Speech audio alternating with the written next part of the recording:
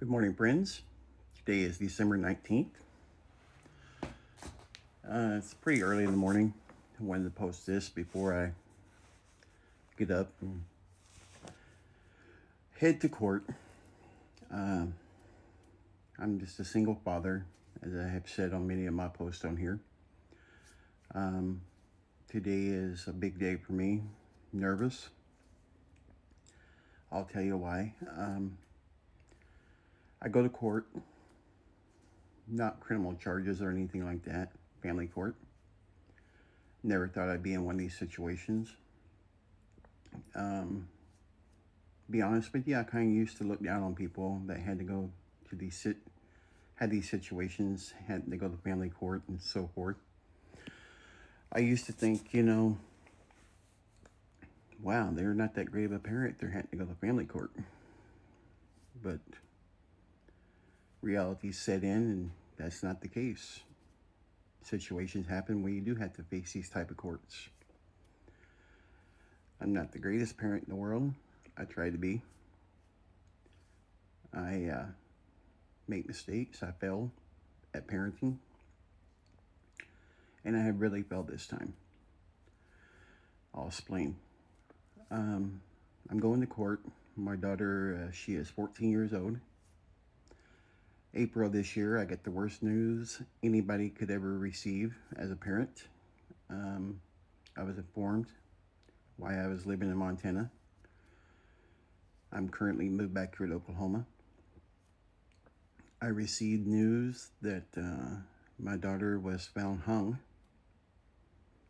in a garage or a shed. I can't remember exact details in one of those locations. She was found by certain family members.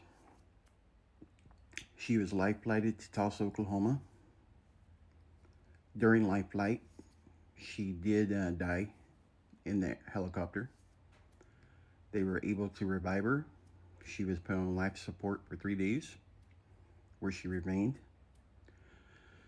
By the grace of God and prayers, God answered prayers, and she came off life support.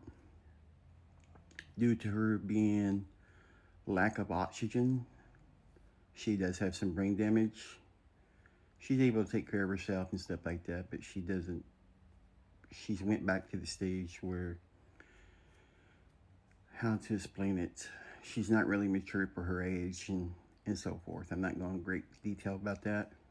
I love her, no matter what kind of problems she suffered from this accident. Anyway, once she came off life support, she got questioned how come she tried to hang herself. She explained that she didn't try to kill herself. Instead, the family members she was living with, one of the gentlemen, I can't mention his name because it's under investigation, had been sexually molesting her.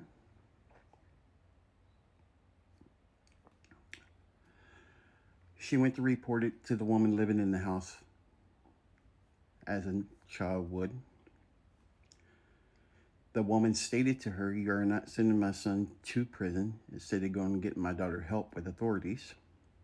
These two individuals, according to my daughter, and I believe her, held her down, placed a rope around her neck, and hung her.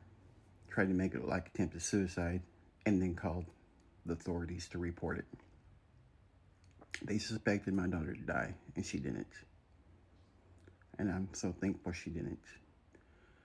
Not only losing her in death, I would have been wondering all my life, how come she killed herself? Anyway, since I was not here in Oklahoma, she was placed in state custody. The reason why she was not allowed to go to her biological mother, I found out, is to make matters worse, her biological mother married a known sexual predator, which served 15 years in prison for molesting and raping a 14-year-old child, same age as my daughter, which I would not allow my daughter around this type of individual anyway. I'm so lucky that DHS said no. Her mother, Lauren Mayoza, chose to continue to stay married to this gentleman, even though she knew he was a sexual predator. And today, she is coming to Mays County, Oklahoma, which is Pryor, to relinquish her rights because she'd rather have a sex offender instead of her daughter that she gave birth to. I don't understand it. Anyway, the more of the story, I can't go into every detail. It'd take forever to tell everything. My daughter is in state custody. DHS is not trying to take my parental rights. But since I moved back here to Montana, to Oklahoma, sorry, where my daughter is, I've been trying to find a house. Finally found one. I just now started work last week or so after I walk sometimes. I won't lie. 4 to 10 miles a day looking for a job because at the time I didn't have a car. I landed the job and now I have an opportunity of finding a second job. I got a call yesterday. I have an final interview tomorrow.